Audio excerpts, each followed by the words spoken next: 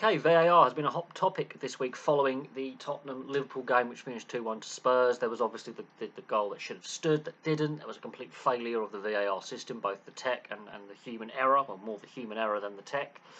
And questions are now being asked of the state of officiating in English football. The quality of referees, and also the question then comes in of how much they're paid, because some of these VAR officials were in the UAE 2 days earlier helping officiate a game in Dubai. So there's a lot of at play here. Personally, I think give power back to the on-field officials. Let them ask the question of the video assistant referee: can I award this goal? Is there any reason not to award this goal? Is it offside? Let the phase of play continue, and then take upstairs. Give more power back to the touch judges in regards to raising their flag if they believe it's offside. Let that phase of play continue, and then we go, well, we may have a potential offside. Can we check?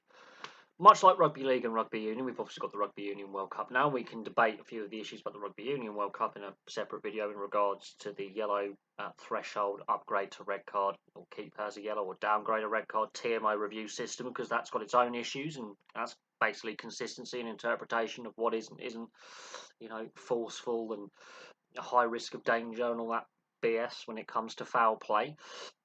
And that's been a debate, but Rugby Union has been using the TMO for a very, very long time. Rugby League's been using the bunker with the NRL and Super League for a very, very long time, and we can debate the consistency of the human interpretation, but the system seems to work. They catch the high tackles, the deliberate knock-ons, the offsides, the obstructions, the illegal put-downs. They seem to catch these things which you can't catch with the naked eye. That's why the referee has the on-field power. They then go upstairs and ask for the check. They ask the video assistant referee to look at all the replays, look at all the angles, and assist their on-field decision. If there's not enough evidence to overturn that on-field decision, that decision stands. So the benefit of the doubt is given back to the official, which seems to empower the officials, and they seem to have better games more consistently. So that's one area. I would say give more power back to the on-field officials, the on-field referees and assistant referees to make decisions, and then ask the question, is there any reason why I can't award this? It seems to work quite well in rugby. We also need to ask the question about why the Premier League clubs voted against the semi-automated system, which seems to work more effectively with less controversy, which has worked well in both the men's and women's World Cups, the women's Euros. The Champions League, for example, works really well. Some of the other top leagues in Europe, such as Serie A, use it. The Bundesliga use it really effectively, no issues. So there has to be then questions asked about why the Premier League clubs voted against an improved version of what they have, with more technological fail-safe. And then we have to look at the quality of referees we have, and recruiting and retaining referees, and making sure they are well paid and are well trained, because that has also been a question mark raised because of the human error surrounding the Tottenham-Liverpool game that ultimately impacted the result. It was 0-0 at the time. The goal stands. Liverpool got up 1-0.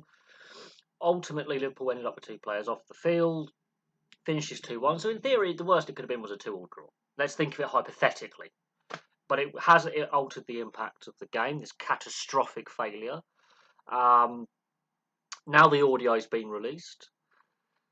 It shows a failure of the system and the protocols in place. So we need to change the protocols, clearly. But I would say give more power back to the on-field officials. They should also, I'm surprised football, they were so late bringing technology and video assistant referees into the game in comparison to other sports. While they haven't openly admitted liaising with other, they need to cooperate with other sports that have video technology and semi-automated technology in their sports. Loads of professional sports use it. They have far less money than football. We need to look at that, and we need to look at why clubs are voting against upgrading it, why the Football League doesn't have it, because the onus is on the clubs and it's too expensive. So we need to look at football governance in this. But I would say, in a more simple way of fixing it, give more power back to the on-field officials, let them ask the question of the video assistant referee, fully mic them up so everyone can hear what's going on. Work with other sports, and also we need to improve training of officials, because that's also an area which has fallen down following the Tottenham-Liverpool game. So there we go, there's my views on it. Place your thoughts in the comments section below. and I will have some more content for you very, very soon.